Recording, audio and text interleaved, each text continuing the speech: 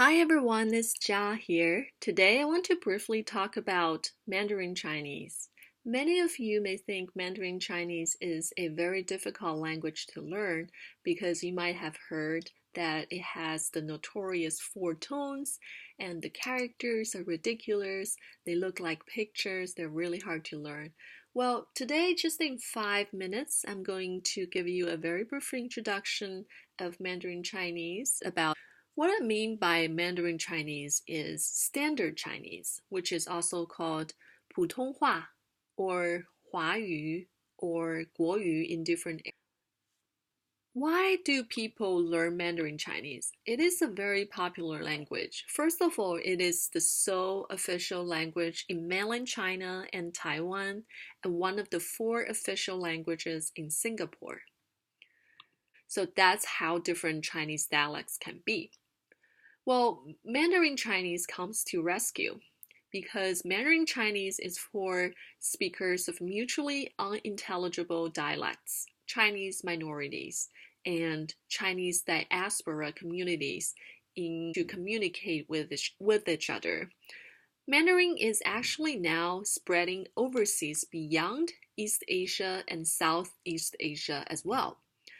For example, in New York City, I've noticed that the use of Cantonese, which is a very different dialect in China, that dominated the Manhattan Chinatown for decades, is actually now being rapidly swept aside by Mandarin Chinese, the lingua franca of most of the latest Chinese immigrants.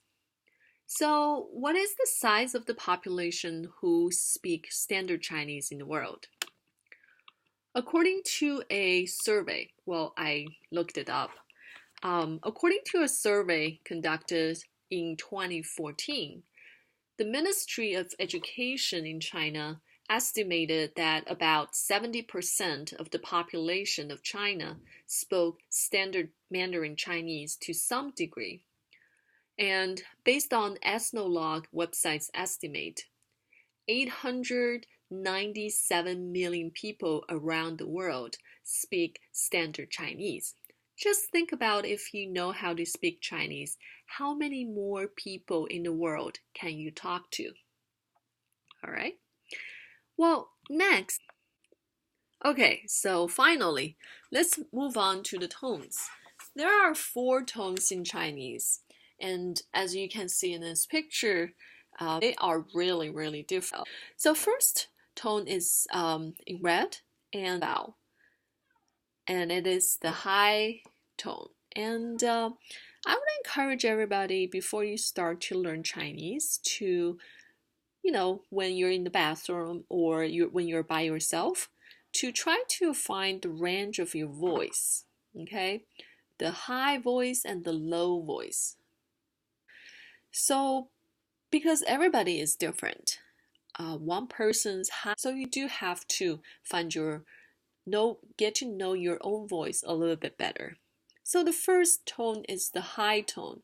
So what you would do is actually just to kind of like to sing a very high note or opera, or try to find, that transition to like almost like a fake voice. So it's ah. And the second tone is the rising tone. So yeah, you will start very low and move on to very high. So this is similar to the question intonation, the intonation in English questions. What? What? Ah, ah, ah. The third tone it's generally just, it's not a straight line, but it starts, so it's very low in the middle. It's the lowest in the middle, and where you start and where you end are actually just a little bit higher than the lowest point. So you should be ah, ah. And the last tone is the fourth tone. It's called the angry tone, because when you're very angry at someone, you might call out someone, you, I don't want to talk to you anymore, right? So the angry tone goes like ah, ah, ah. Alright, so just in 5 minutes, now you know why is it important to learn Mandarin Chinese, and of course, now you know the four tones in Chinese are actually, not that bad.